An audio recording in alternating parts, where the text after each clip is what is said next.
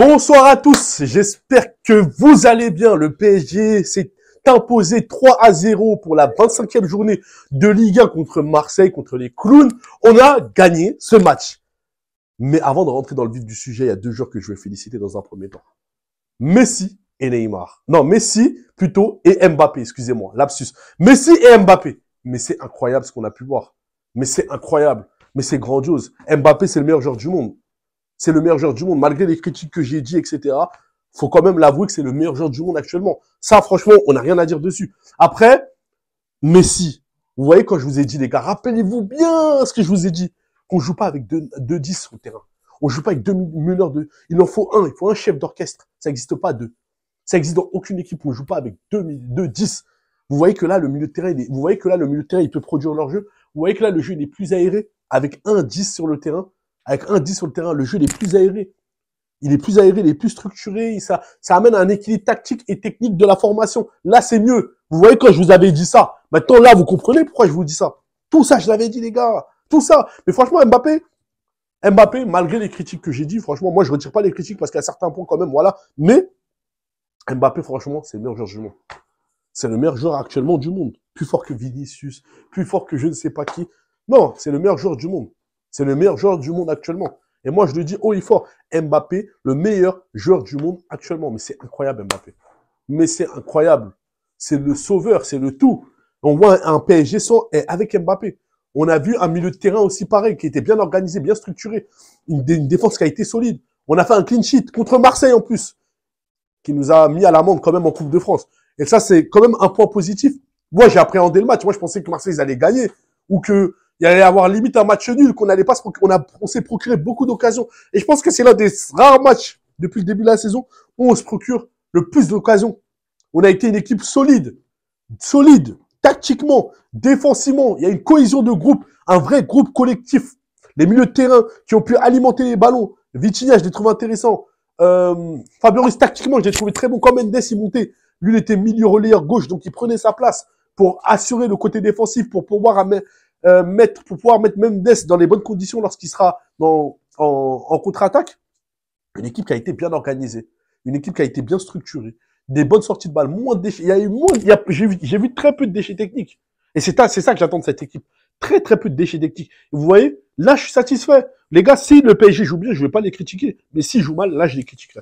Là, on avait un PSG qui était bien. Là, je suis satisfait. Je vais très bien dormir ce soir. Vous voyez, c'est ça que j'attends de mon équipe. Du PSG, c'est ce que j'attends. C'est ce qu'on a pu voir là, ce match-là qu'on a pu voir. Et c'est ce que j'attends de ce PSG-là. Bordel de merde! Vous voyez, vous comprenez? C'est ça. Mais Messi, les gars, oh là là, les qualités de passe de Messi. Oh là là. Et j'entends certains supporters qui me disent, oui, c'est Neymar qui doit jouer à la place de Messi. Mais vous rigolez, les gars. Messi, c'est champion du monde. Non, mais le gars, Messi, c'est le champion du monde. Je sais pas si vous délirez, mais ça n'a rien à voir. Regardez les qualités de passe de Messi, comment il est né au millimètre près. Et quand je vous dis qu'on joue pas avec 2-10 sur le terrain, vous comprenez maintenant pourquoi on dit ça? On joue pas avec Messi et Neymar sur le terrain. Ça amène un déséquilibre tactique. Est-ce que vous comprenez maintenant? Vous voyez? Ah, ça, franchement, faut me le dire dans les commentaires. Parce qu'il faut rendre à César. Tout ça, c'est des choses que j'avais dit depuis très longtemps. Qu'on ne joue pas avec 2-10. Depuis la saison dernière, je le dis. Vous voyez? Donc maintenant, voilà! Le PSG, c'est incroyable. On a pu s'imposer. Ils ont pu faire les bonhommes clairs et nets. Net et sans bavure. Là, je suis vraiment content de ce qu'on a pu voir. Et même Galtier, faut se le dire, parce que quand même, comme j'ai cité, j'étais sceptique de la formation. Je me suis dit, mais qu'est-ce qu'il fait encore avec un 3-5-2? Il n'a pas compris la leçon. Non, c'était pas un 3-5-2, c'était un 5-3-2. Je me suis dit, en plus, il enlève un joueur offensif. Mais franchement, une cohésion de groupe. Marquinhos, il a été très bon défensivement. Mukele, incroyable. Mukele, il peut vraiment concurrencer Hakimi. Et même carrément, ils peuvent jouer les deux sur le même côté. Hakimi beaucoup plus haut en tant qu'ailier. Le PSG, pour moi, ils peuvent jouer en 4-3-3.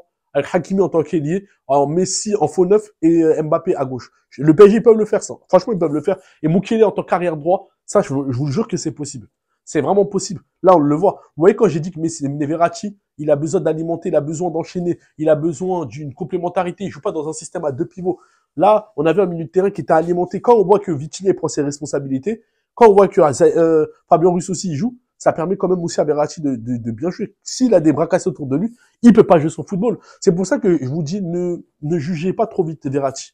Parce qu'un joueur, il a besoin aussi que les joueurs autour de lui prennent leurs responsabilités. Ça, c'est normal. Ça, c'est n'importe qui, que ce soit Pirlo, Xavi, qui que ce soit. Ils ont besoin autour d'eux que des joueurs jouent. Après, lui, c'est pas le même niveau. Mais tout ça, je vous dis que, en réalité, il faut qu'on apprenne à être juste par rapport à Verratti. On se précipite pas dans son jugement-là. Donc, mais sinon, Galtier, pareil, même les changements, j'ai trouvé bon. Il a réussi à préserver Mendes, Mendes et comment s'appelle Mukele. Mais moi, le seul bémol de ce match-là, c'est Kimpembe sa blessure. Et ça, c'est pas normal qu'il y ait autant de blessés comme ça, faut le dire. Je sais pas ce qui se passe à l'entraînement pour qu'il y ait autant de blessés. Ça, c'est pas normal. Kimpembe, c'est un joueur qui peut nous servir en match de Ligue des Champions. En plus, il avait bien commencé le match. Il s'est blessé. Je sais pas, ça va durer peut-être très très longtemps.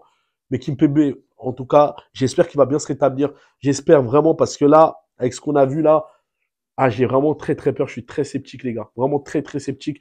J'espère vraiment que c'est rien de grave. Mais bon, il est sorti sur civière, donc je pense plutôt au négatif. Mais ah là là, Kimpembe, franchement, ça me fait peur.